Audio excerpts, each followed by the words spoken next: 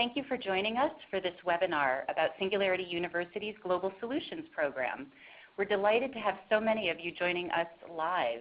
My name is Heidi Lawrenson, and I'm the Vice President of Marketing at Singularity University, and I'll be your moderator today. At Singularity University, we empower leaders with the mindset, the skill set, and the network to build breakthrough solutions that leverage emerging technologies like artificial intelligence, robotics, digital biology, to solve the world's biggest problems. Today, we're talking about Singularity University's flagship program, our Global Solutions Program, or GSP as we call it. The GSP is the program that launched SU, actually, and today represents just the start of a journey for passionate, future-shaping entrepreneurs like yourselves. And we have some exciting new changes to GSP for 2017, which you'll hear about, including a deeper alignment with our Global Impact Challenge program. We'll go into these enhancements in detail, what we look for in our applicants, and then we'll leave the last 15 minutes to answer your questions. We have 3 talented experts on GSP here who will be sharing insights with you today. We have Haan, Nick Giatis, and Regina Njima. You'll learn more about them later. Okay, so before I introduce our first speaker, who will be Nicholas, we'd like to learn where you're from. And in the process of doing so, it'll give you a chance to try out our polling tool, which we'll be using several times throughout the webinar. So I see you are starting to respond here. And look, we have a large percentage from North America at this point, but the results are still coming in. Definitely a great mix. This is not surprising at all. We tend to have a very diverse group. Wonderful. Okay, great. Thank you so much for that. So a few quick housekeeping items before we do get started. First of all participants will be muted throughout the duration of the presentation to ensure the best audio quality for everybody. And during the presentation, if you do encounter any audio issues, please try refreshing your browser or checking your computer's audio settings. That's a typical fix. And as mentioned, we'll be saving 15 minutes for questions at the end of the webinar. You don't have to wait, though, until the end to add your questions. You can send them anytime with the chat button on the screen that you see. And we'll try to get to as many of your questions as we can, many of which might actually be covered during the webinar. And also, I'd like to refer you to the FAQ that we have on our website that may also answer some of your questions. But again, anytime a question occurs to you, just click the chat button to ask at any time. And lastly, we're recording today's webinar, which we'll share with you at the end of the webinar in a link. And that way you can listen to it again and even share with others who may be interested. Okay, let's get started. I'm delighted to introduce the first presenter, Nick Haan. Nick is SU's Vice President of Impact and sits on our faculty as Chair of Global Grand Challenges. He's intimately familiar with and passionate about the GSP, as he's previously served as its Managing Director. As SU's Vice President of Impact, Nick owns our impact strategy, helping us set and execute against our goals for creating positive impact through people like you. So while Nick previously ran the Global Solutions Program, he now ensures that the impact is created by those who attend it. It's really an honor to be able to call him a colleague. So without further ado, I will turn it over to the program experts. Take it away, Nick. Thank you so much, Heidi. It's a pleasure to speak with all of you today. Thanks for making the time to join this webinar. Hopefully this will start to both increase your interest in the Global Solutions Program and start to answer some of your questions and hopefully get you activated to submit an application. Zooming back out, what is Singularity University? Heidi already touched on it, and that is our mission is to educate, inspire, and empower leaders to apply exponential technologies to address humanity's grand challenges. We are not a typical university in terms of being an accredited institution that offers 4-year degrees and things that some of you might be familiar with. Rather, we think of ourselves as sort of a do tank where we do short programs and we activate innovators around the world to take action to solve the world's biggest challenges. Our secret sauce is that we try to understand the trends of exponentially changing technology, how that affects all of humanity, how that increases opportunities for businesses and for entrepreneurs to develop innovations to solve the world's biggest challenges, as well as governments and others who are thinking about how this is going to affect humanity. What are the implications, policy implications, et cetera? Within Singularity University, we have a number of different types of programs. The Global Solutions Program is just one of many. I encourage you to look at our website to look at the types of programs that we offer. The Global Solutions Program is unique in terms of having these 4 objectives. 1, all of the participants by the end of the program will have adopted a mindset that understands exponential trends in technology, the societal implications, and the possibilities of abundance. Because that's really the ethos around here, and that is that exponentially changing technologies create whole new opportunities to solve the world's biggest challenges and to lead us in an era of abundance. The second objective is each one of the participants will form a team of 2 to 5 people, and that team will create and develop an innovative solution to humanity's grand challenges that leverage exponential technologies and has the potential to positively impact upwards to 1 billion or more people. And very importantly, that's not just a team project. That's meant to be designed to turn into a viable startup after the Global Solutions Program. The third objective is to transform each individual as a global leader to positively impact society. We think of this as personal transformation, and it's a very important part of the curriculum. And lastly, the objective is to build a strong community of lifelong peers committed to creating an abundant future. The cohort of each Global Solutions Program class tends to be a very strong network of people who provide support to each other going forward in their lives. We use a terminology called a moonshot around here when we speak of innovations. Singularity University thinks big, thinks transformative, thinks about the future. A moonshot innovation is an innovation that not just improves things 10%, it improves things 10x, 10 times or more. It typically involves a disruption in the current way of doing things, and it is definitely transformative and has a massive positive impact in the world. Moonshots are not easy to do. We're curious, what of you right now, if you can fill out into the poll on screen, who of you have actually feel like you've actually built a moonshot before? I'm very happy to see that number 8. I'd like to meet you and have coffee with you because developing a moonshot is quite difficult. The ones who say no, I'm not surprised.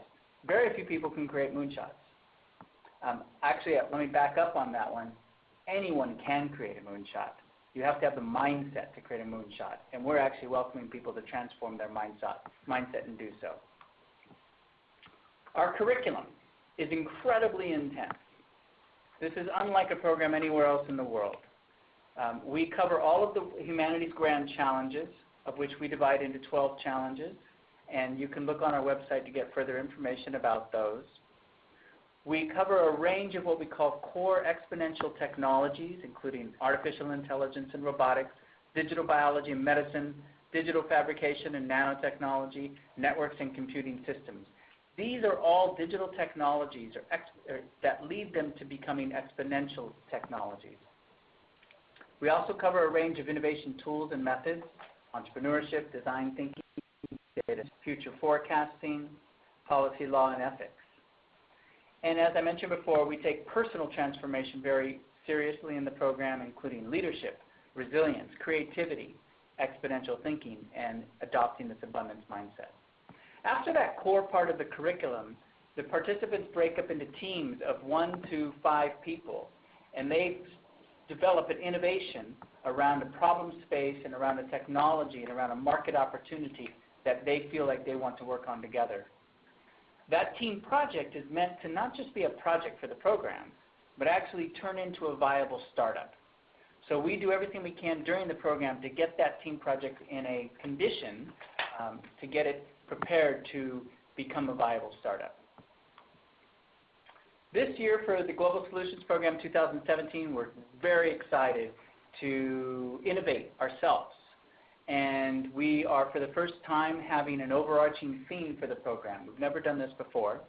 This year's theme we've decided to be climate change because that's such a pressing problem and certainly globally affects the entire planet. Another area that's new this year is we will be collaborating with XPRIZE and drawing on their expertise in some specific prize areas that they've already developed a strong knowledge and network around. We're also emphasizing further the Global Solutions Program as a startup journey. Anyone who comes into the program, we're looking for people who have a full intention and are at that stage in their life to launch a startup. And we're revamping the admissions requirements to make sure that we truly are sourcing people who have the capacity and interest to be moonshot innovators and launch a startup. Concerning climate change, we've broken that curriculum up into 4 broad areas. And these areas are very purposely very open. But they include prevention of climate change, such as reducing greenhouse gas emissions, including renewable energy innovations, and reducing other greenhouse gas emissions, such as methane from livestock and other sources. Remediation would be removing greenhouse gas pollutants from the atmosphere and from the environment. Mitigation and adaptation would include reducing the negative effects of climate change, including from the environment, reversing coral bleaching, reforestation, sea level rise, etc. Food, developing new and sustainable food supplies. Water, developing new and sustainable water supplies.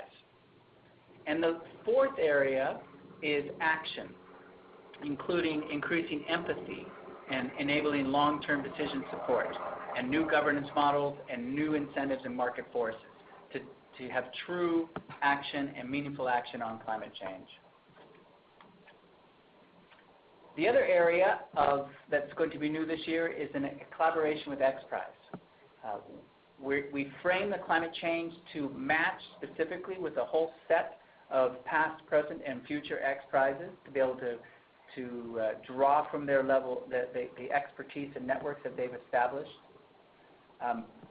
There will be some teams from XPRIZE who are actually competing for XPRIZes who will join the Global Solutions Program, but that's definitely not a precondition. And furthermore, participants who come through the program, if they so choose, can vie for an XPRIZE, but they do not need to be vying for an XPRIZE. It's their choice. Looking at the overall Singularity University entrepreneurial journey, there's really 5 stages in that journey, and the Global Solutions Program is one of those stages. The first one is the Global Impact Challenges, which my colleague Regina will speak to you a bit more later. The second one is the Global Solutions Program, the program we're speaking of now. After the Global Solutions Program, we have something called Launchpad, which is an incubator program that is designed to take those team projects and build them into viable companies, including legal issues, including product and service market validation, including marketing materials, etc. Then, after Launchpad, those companies go out into, quote, the wild. They go out to actually start to sell products and services and have tremendously positive impact in the world. After that, we have an accelerator program that takes existing companies, and companies can apply to being in this accelerator program. And the accelerator is designed to take you from a viable company into a massively successful company, on track to being, quote unquote, the kind of language Silicon Valley likes to use, is a unicorn. But it's not necessarily the ultimate metric of success. And then lastly, all of these companies become part of our startup network, which is SU's ecosystem of startups and mentors and other support that we provide to all companies that come through our entrepreneurial journey.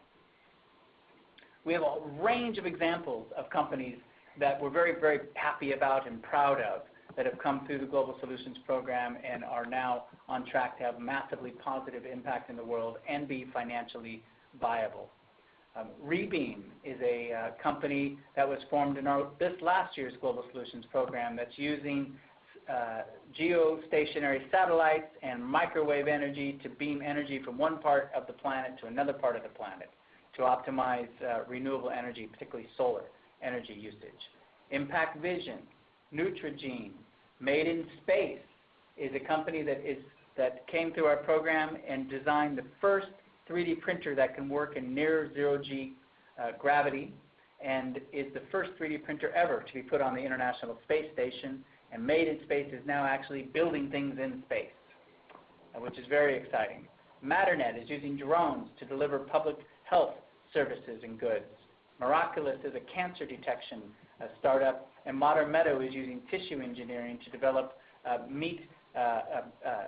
leather substitutes without using slaughtering animals. So we're very excited about this network of companies, and the Global Solutions Program is really designed to churn out as many of these types of companies that have positive impact and can be viable in a marketplace as possible. And now I'd like to hand it over to my colleague, Nick Giatis, who is the admissions coordinator from the program, and he's going to speak to you a little bit more about the profile of participants we're looking for, the application process, and he's going to try to share with you a bit on the experience of attending the Global Solutions Program. So over to you, Nick. Thank you, Nicholas. Hi, I'm Nick Giatis. This will be my fourth GSP with GSP 2017. And to go and start this off, I have a question for you guys. You can see the poll on your screen. What do you consider to be your background? Are you an entrepreneur or an intrapreneur going and developing business innovations and building companies? Are you a technologist, maybe a hard scientist or an engineer conducting research and development?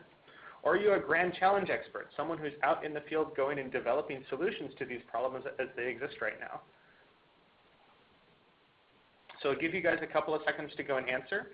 This is actually pretty typical as far as our response rate is concerned. We do get a lot of entrepreneurial interest in the program. But regardless of what background you come from, there are a couple of key points that we look for in any applicant, regardless of background. Ideally, we would like you to have an innovative solution to an urgent global challenge, or be directly working on trying to figure out what that next big innovative solution is going to be. Ideally, you'd have a background or a passion for addressing climate change or the externalities of climate change, specifically based on the framework that Nicholas identified earlier. And regardless of what background you actually have, we're looking for someone with a track record. What have you done that demonstrates your expertise in your field, regardless of if you're an entrepreneur, a problem solver, or a technologist? So with all of these amazing people, we build a cohort for GSP every year. What we mean by cohort is the entire makeup of the class itself. We have a couple of goals with the cohort when we build it. One is for it to be global, 2 for it to be gender balanced, and 3 for it to be diverse in thought, experience, and perception, and geography. For the last 2 years, we've managed to meet what is essentially gender parity. And again, for the last 2 years, we've had over 40 countries represented in both cohorts.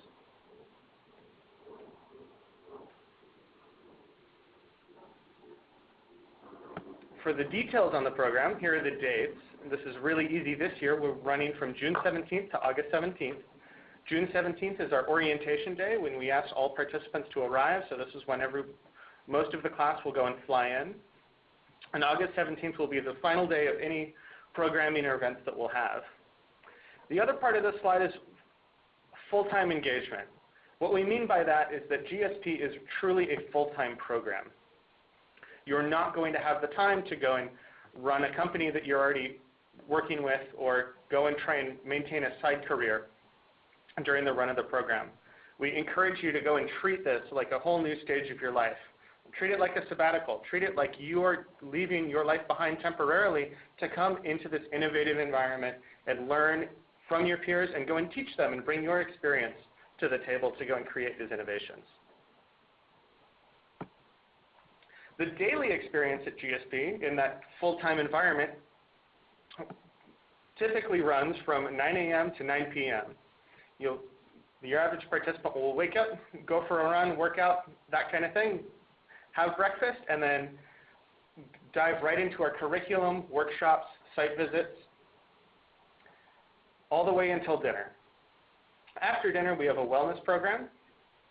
Typically, this might include self-organized football games, yoga, other sports, and personal wellness. We highly encourage all participants to go and partake in that, especially with the intensive nature of the program. And then in the evenings, we have optional workshops, and sometimes the evenings are when we bring in our luminary speakers, the kinds of people that we only get once a year to come into GSP to speak. And for those kinds of people, you definitely want to stick around. So I highly encourage you to go and make time for the GSP. If you're not sure if you can make that time, it might not be a good year for you to apply.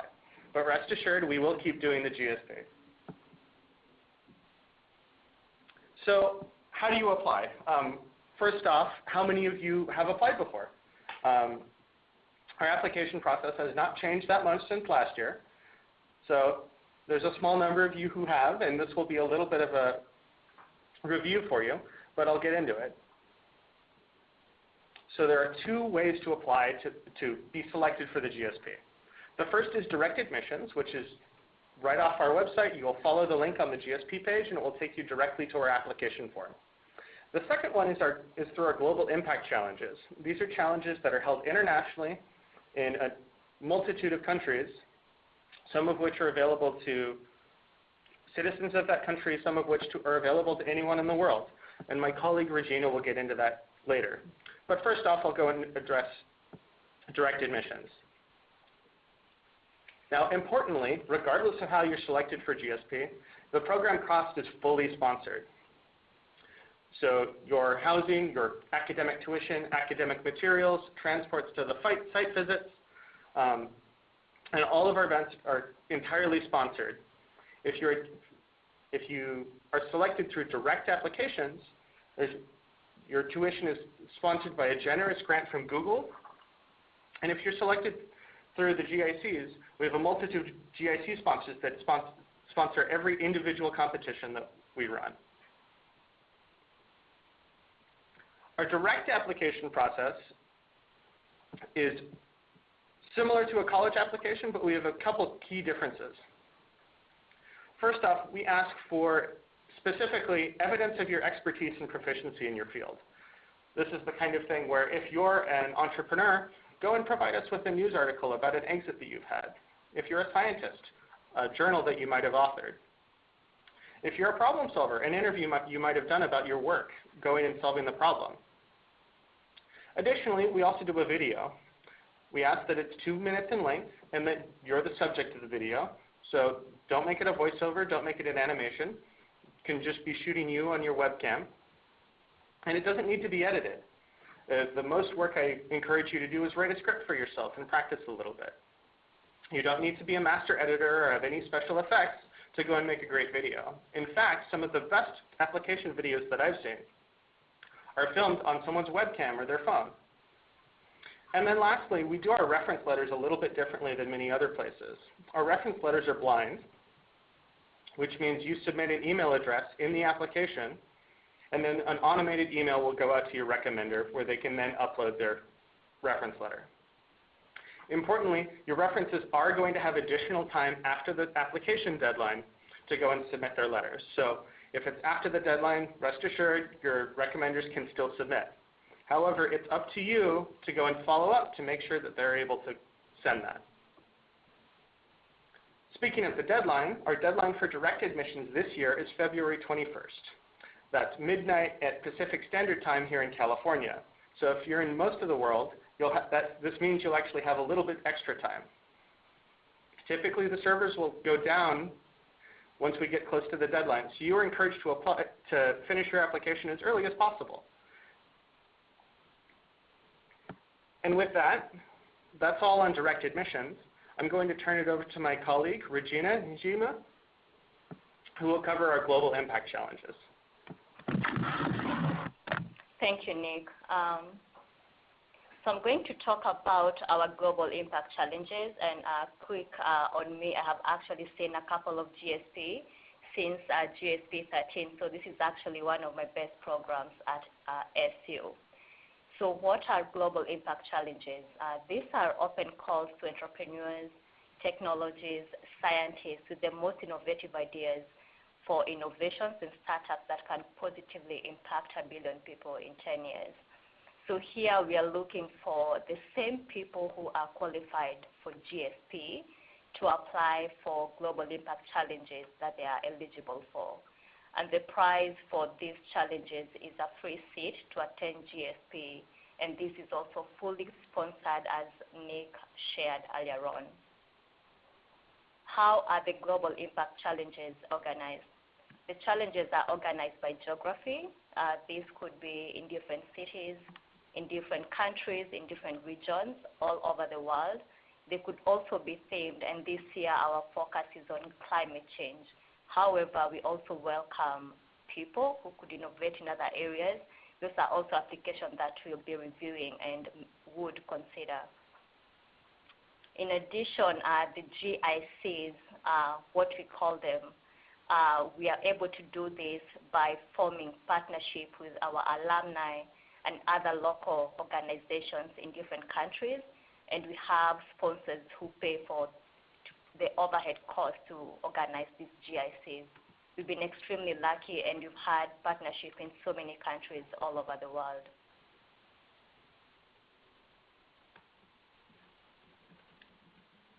The very first Global Impact Challenge that we hosted was in 2010 in Brazil, and since then we have increased the number of Global Impact Challenges we've hosted until last year in 2016. So the total number is 94, and we've awarded 121 winners for all those years. And so far, these Global Impact Challenges have been hosted in 38 countries from different regions all over. An example, for last year in 2016, we had 16 GICs hosted from South America, in Europe, in Asia, and also in Africa. And this year we are planning to have more GICs so that we can make sure that other people all over the world are able to apply to these challenges. The application review for the Global Impact Challenges is similar to what Nick shared on the GSP. You're going to fill the same application that's more or less similar to what the GSP direct applicants will be filling. In terms of review, we normally have a local team in these countries who use an evaluation criteria that SU provides. Then the second review is between us and also the local team that we go in and select the top finalists who have been selected by our local team. Then finally, we organize pitch events in all these countries or regions where we have an SU representative, our partners in these countries, and we also get local judges to select the winner of the challenge. And this is the person who actually comes to GSP. As we speak, we have 8 Global Impact Challenges that are already hosted. As you can see, we have one in Canada, in Costa Rica, in Denmark, in Japan, in Peru, in Spain, and we have one global one that we are hosting with the World Food Program. And that last one with World Food Program is themed on food. The rest are mostly on climate change, and also we are allowing other innovations in different areas. So for the last one, anyone who lives anywhere is eligible to apply. You do not have to be a citizen of a particular country. However, if you are applying for the one in Canada, you are only eligible to that one and cannot apply one in a different country where you are not a resident or a citizen of that country. We'll be launching more GICs in the coming weeks. So please go to our website, su.org/GIC, and you'll be able to see GICs as you are launching them in the coming days. For now, I'm going to hand over to my colleague Heidi, who's going to moderate the questions. Great. Thank you, Regina, Nicholas, and Nick. Gotten quite a number of questions that have come through. And two to start are somewhat related, and it has to do with wondering whether they can work on a project that is already online and starting to scale. So in other words, another person had mentioned that they already have a solution that's operating in a couple countries already. And that question actually also got into perhaps the relationship to our incubator and accelerator programs as well. Great question. Thank you for that. So the Global Solutions Program is looking for individuals or groups of people who have an idea but don't have a startup. So if you actually have a startup that's functioning, a company that's functioning already, that the Global Solutions Program is not the right place. Rather, you can apply to be in our accelerator program and join that stream to accelerate and further expand your impact or financial success. Okay, super. A couple application-based questions, Nick. So these two are actually also related. One is, can an individual apply, or do we have to have a team? And then relatedly, if we were to submit an application with a team, how many people can be on the team? So we encourage both individuals and teams to apply, though with teams, we're going to ensure that all the team members meet those ideal criteria and the high standards that we set for admissions in GSP. So if you're an individual and you don't have a team, absolutely apply. Most of our applicants are individuals who don't have a team yet. The GSP is a wonderful place to come and meet people who are just misfits like you and just as passionate about solving big problems as you are. If you have a pet project, you might find someone who's also ready and willing to go and work on that. Perfect team in the making. So definitely apply as an individual. If you are a team, the maximum number of team members is 3 people. For teams, we also ask that you have a demonstrated work history with these people, that you've worked with them, that you've built things before, not necessarily just your friends, but people who you know how to work with and have an objective coming into GSP. Okay, great. Another question related to the application process is, what's the typical content of the essay? And does it have to be more about their own story or more about the moonshot idea itself? So we actually have a couple of essay questions on the application. The first is the moonshot idea itself. If you were to go and innovate a moonshot solution right now, what would it be? Go and elaborate. That's just one essay, and then we have a couple other essays that are more personal. What's your motivation for coming to GSP? What are you expecting to get out of it? If you don't get into GSP, what's your life plan? Not everyone is going to be able to get in. So there's a couple essays that delve more into that personal issue. So both. And maybe just that on the application process, we do ask you to articulate some moonshot innovation that you might be thinking of. However, that does not wed you to that idea going forward. We fully expect people to come into the program and after they appreciate how exponential technology is rapidly unfolding in the future and converging, we expect you to think about new innovations and solutions. So yes, give us an idea that you're thinking of now, but you are not necessarily wed to follow on that idea during the program. Okay, great. Given the focus on climate change, the question is it more possible to get in if you are a climate change expert? This might be a good one for Nicholas. We are looking for a critical mass of people who have knowledge and who have a passion for developing innovations on climate change. However, we are open to any amazing individual in any discipline whatsoever. So we're really looking for people with passion, with a proven track record, and with a commitment to launching a startup that will be successful financially and massively positively impactful on humanity. So that's what we're looking for. And yes, we are looking for a critical mass of climate change, but the first set of criteria is in fact more important. Okay, Super. A couple of questions about the cohort itself, and they are all related to age one way or the other. One person observed that in our photos, the pictures only seem to show people in their 20s. I think the people in the pictures are probably going to be grateful for that compliment. So the question is there a preferred age range? What is the average age? And is there an age limit? Those are all questions that have come through. They look like they're in their 20s because they're in California and they're having their mind blown away, so they actually get younger while they're here. Fair observation, though, whoever pointed that question out. The minimum age is 21 because we do have sometimes parties and alcohol, and this is California. The maximum age is 221, meaning there is no maximum.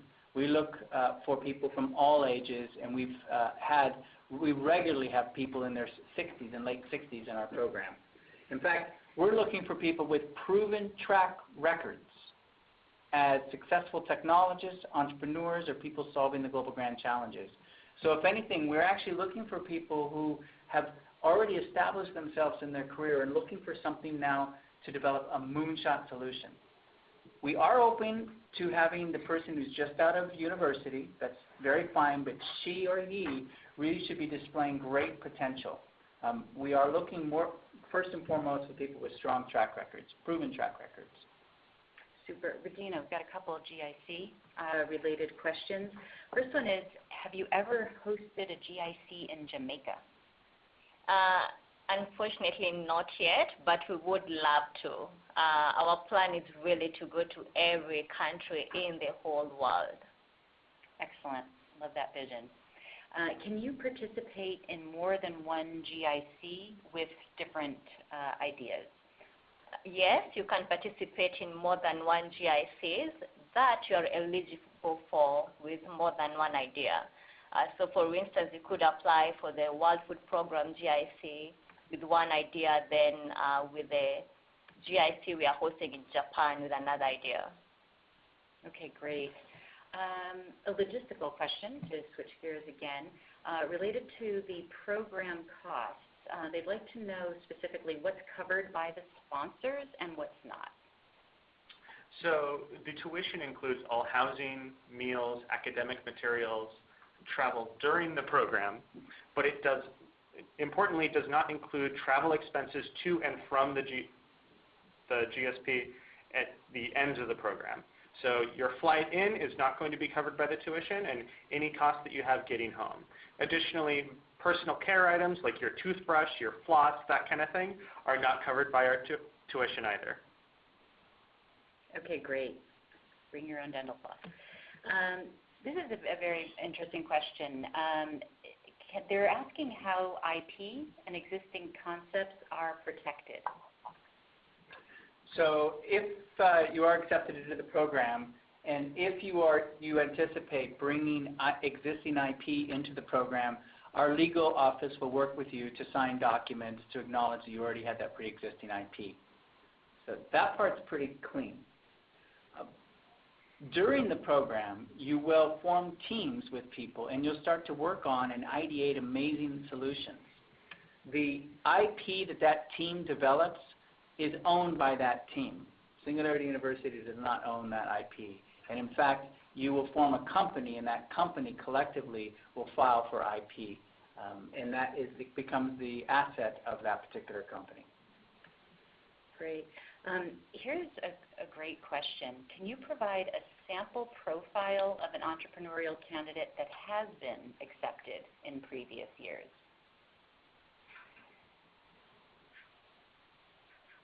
Yeah, but we have many. One colleague came from Peru last year, and he was an extremely successful entrepreneur on a couple different startups and large businesses that he exited at the order of tens of millions of dollars, and then actually got a glimpse of one of Singularity University's programs, one of our speakers at an ad hoc event, and suddenly got the bug in him that was he really should be applying himself to solving the world's biggest challenges. He came into our program, brought his incredible entrepreneurial background and spirit, into the program, combined it with a technologist who he partnered up with on his team project, and is now launching a biotech startup for all of Latin America. Great example. This is a question again about the application process as it relates to both the direct application and GICs. Can you further clarify the distinction between applying to one or both channels? So you're encouraged to apply both directly and for any GICs that you're eligible for. The advantage of applying for a GIC is that if you are selected as a finalist in the GIC, you'll actually pitch your idea live at a pitch event at the competition itself. And for all the finalists that actually get into that final stage of the GIC pitch competition, that's just additional visibility for your direct application. So even if you don't wind up being the winner for that Global Impact Challenge, because the judges seem to prefer another idea or a different candidate, that's still an extremely strong showing for your direct application. And there have been many people who have been runners-up at global impact competitions, but have gotten selected through direct admissions after the fact. Okay, great. This is kind of a big question, interesting. In which ways are social innovations, in other words, leading to large or societal transformation, how much of that or in what ways is that part of the curriculum? It's actually a significant part of the curriculum. We look at innovative business models and other social innovations. That said, Singularity University's unique approach to solving global grand challenges is anticipating exponential trends in technology and leveraging those to create innovations. And definitely when that gets mixed in with a business innovation or a social innovation, then you're on track to creating some transformative moonshot solution to the world's biggest challenges. So to maybe just take another pass at that, our innovations must include the application of and leveraging of exponential technology, but we also have built into the curriculum and encourage people to develop social innovations and business model innovations as well. Great. Question about climate change and potential partnerships. Given that climate change is a large global subject involving governments, is there any support that we get from agencies like the UN? So we at Singularity University have a network of what we call impact partners. And impact partners are large global NGOs and UN organizations and other institutions whose primary purpose is global impact. So definitely, not just United Nations, but we link up our GSP participants with this network of impact partners to help them better understand problem spaces, beta test their ideas in the field, and otherwise get mentoring and support. Great. Again, a cohort question. What percentage of people are corporate professionals? In other words, non-technical or non-entrepreneurial professionals? So off the top of my head from last year, we had about 3 entrepreneurs, people that came from primarily internal innovation systems within either corporate structures or other organizations like that. Typically, we do get mostly entrepreneurs. And for all the entrepreneurs and corporate innovators that we bring into the program, we ask that they bring the same kind of entrepreneurial mindset. After all, you will be founding startups in GSP. You won't be operating within an organization to go and create those innovations. So definitely, if you're a corporate innovator, we're still looking for that entrepreneurial skill set. So on your application, definitely demonstrate that you have these skills and that you can also go and transition into an entrepreneur when you're asked to during the GSP. And maybe just to add on to that, we do have programs at Singularity University for entrepreneurs, for people working for existing corporations that want to better understand exponential technologies and bring that new mindset and thinking back into their corporation. In particular, a program that I would highlight is our executive program, which is a short course for executives. But we do encourage people from the corporate world to apply to the Global Solutions Program with the caveat that my colleague Nick mentioned, and that is the expectation is you're going to put the entrepreneurial hat on and you're going to launch a startup and be dedicated to that. Related to that is a question that at the end of GSP, they heard Nick explain that each group has to have a draft startup, as they called it, at the conclusion. Are all of those startups supported by SU or the top 3? What is that relationship? Towards the end of the Global Solutions Program, we will have a pitch and selection process for each one of the team projects who want to apply to be in our Launchpad or our incubator program.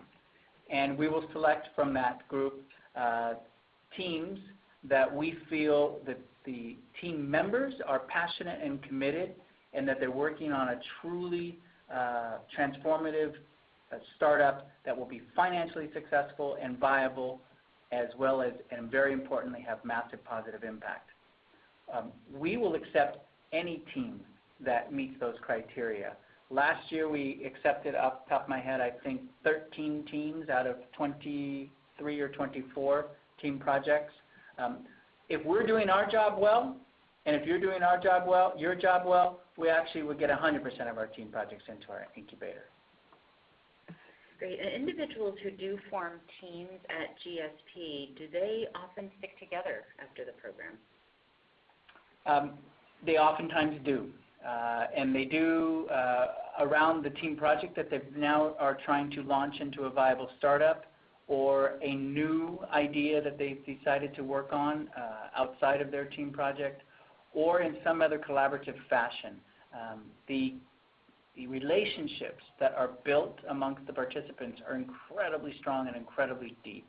That becomes a very strong cohort of people who, with similar passions and similar mindsets, and are very supportive and become lifelong peers. Right. Is a proven track record, or proven past track record in policy making and policy innovation not necessarily entrepreneurial relevant to the GSP? That wouldn't be in our sweet spot. Our sweet spot is entrepreneurship, technologists, or someone who's actively working on solving a global grand challenge. We recognize the role of policy, for sure, but that's not the sweet spot. We would be looking for evidence of that policy person that they are able to segue that into a viable startup. This is not a policy program. But now that said, we include policy, law, and ethics as part of our curriculum, but that's not the purpose of this program, is to generate better policy. Great. Yeah, this person explains that she has a proven track record, is passionate about climate change and exponential technologies, but would need to strengthen her entrepreneurial skills. Okay, so actually related to this concept of track record, what exactly would be a typical track record? What are the types of things that you're looking for to show a track record? So amongst track record, obviously it depends on the background of the applicant. For entrepreneurs, we're looking for successful exits, people who are very specifically serial entrepreneurs, the kind of person who founds companies because they're constantly looking for their next big thing. And if their company fails, they have 10 other ideas to go and execute on and start moving. The person who is really a career entrepreneur there. For technologists, someone who's demonstrated research in that field and creating innovations.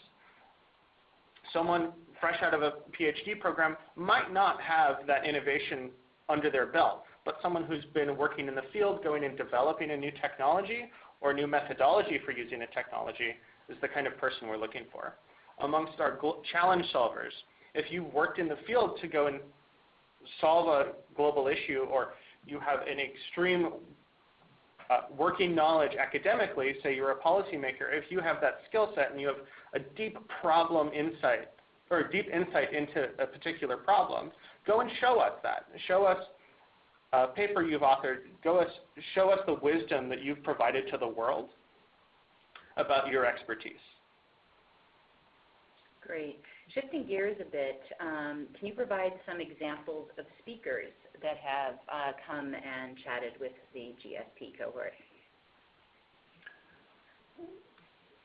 Because of the visibility of the Global Solutions Program and the global visibility of our founders at Singularity University, in particular Peter Diamandis and Ray Kurzweil, our CEO Rob Nail, and others in our esteemed faculty, we actually attract the attention and interest of incredibly influential people and speakers.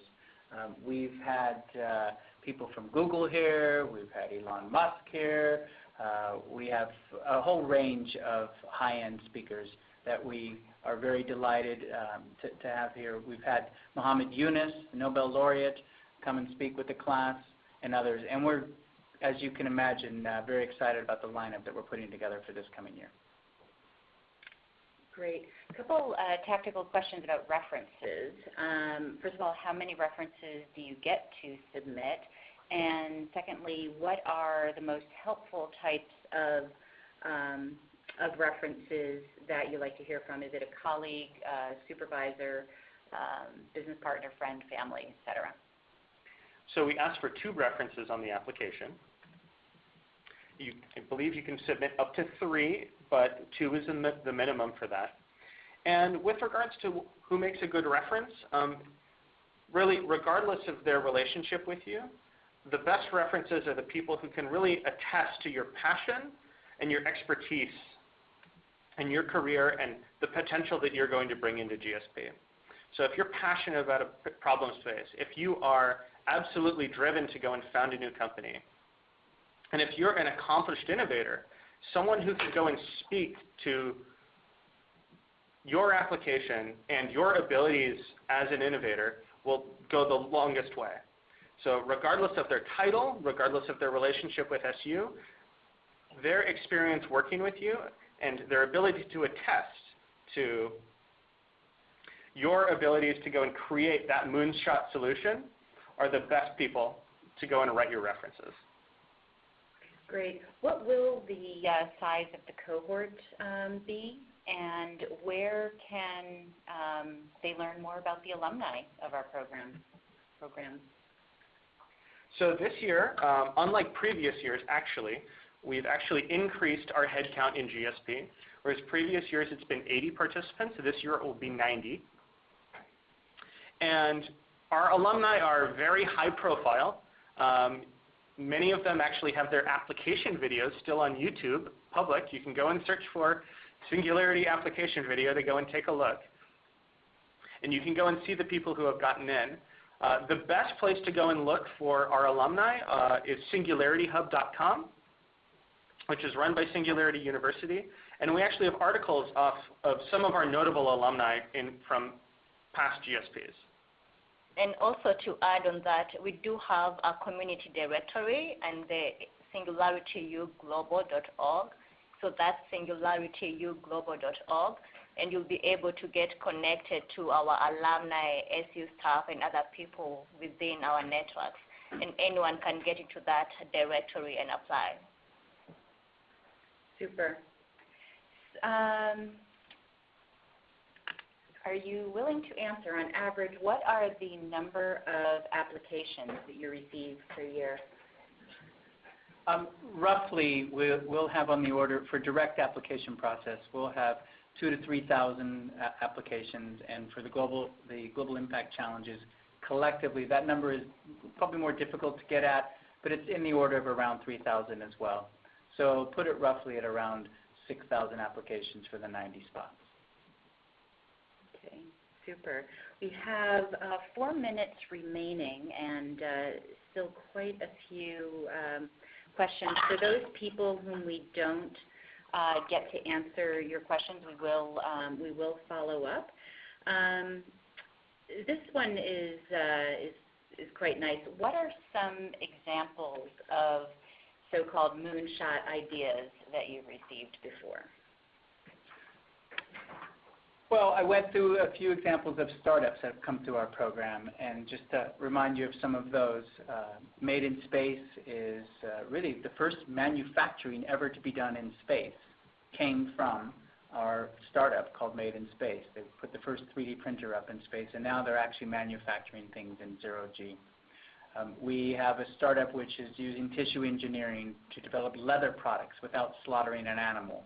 We have a startup which has developed while they were here at Singularity University, had an innovative breakthrough on cancer detection, and have developed a methodology around that.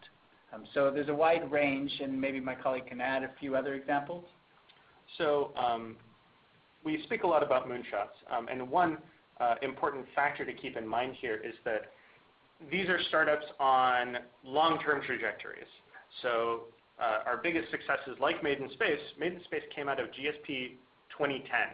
So it has taken Made in Space 7 years to get to where they are. They didn't even secure their NASA contract for several years.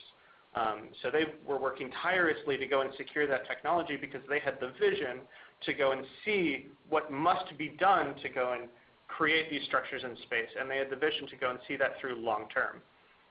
The 3D printer on the ISS, for instance, was a stepping stone to their greater vision of manufacturing large structures in space. One of my favorite startups that came out of the most recent GSP is the company called Nutrigene, who is doing locally manufactured nutritional supplements. That might not seem very much like a moonshot right now, but when you consider the technology that they're working on is going to enable locally manufactured custom, potentially even medication in one's home to go and manufacture the vitamins and the medication that one needs to go and be healthy, that has the potential to go and majorly change the way we look at healthcare and the way we look at nutrition globally.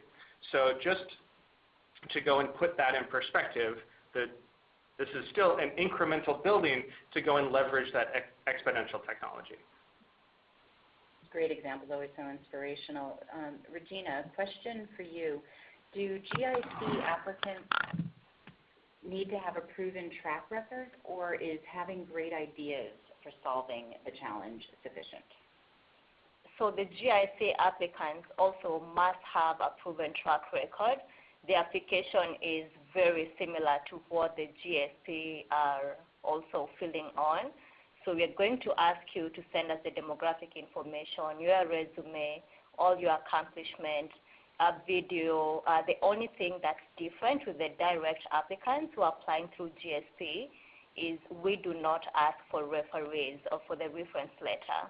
And the reason for that is because we host these really amazing pitch events.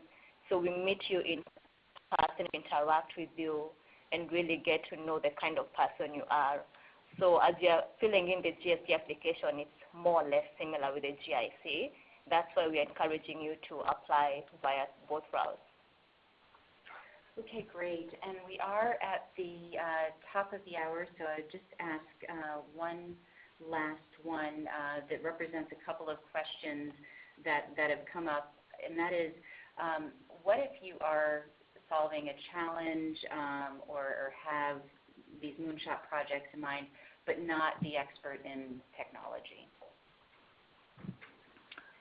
We look for people from any one of those domains of entrepreneurship, technology, or deep knowledge of solving a global grand challenge. In other words, not all participants need to be technologists. Not all participants need to be entrepreneurs. That's the whole basis behind forming a team, is you mash up your knowledge and experience with others with knowledge and experience to get the components of a viable startup. So the short answer is no, you don't need to be a technologist. But once you get here into the program, you'll suddenly realize how quickly your knowledge rapidly increases on all of these technologies. To go and speak to that, one thing I notice in our best performing participants is that if they are passionate and truly driven to go and make a difference in that problem space, they figure out how to become an expert in that problem space, regardless of their existing background, whether they were a technologist, whether they were an entrepreneur. The information is there, and the access to the experts in those areas are there when you come to GSP. So you have the capability to go and become an expert in that place that you are passionate on. So regardless of what your background is right now, you definitely have the potential, if you're truly passionate about that problem, to become that expert that you need to be. That's a great way to end it, on a high level of passion there. So thank you again, everybody, for attending. Quick reminder to look out for the email that we'll be sending out with a link to the presentation. And if you continue to have any more questions about the GSP, please feel free to email gsp@su.org. If you have a question about Global Impact Challenge, please email gic@su.org. And lastly, if you have a question about SU in general or any of our other programs, feel free to email info@su.org. So again, thank you very much to panel of experts on the GSP program, Nicholas, Nick, and Regina. And thank you for everyone who joined us for this program. We look forward to receiving your applications and to your moonshot ideas. Take care.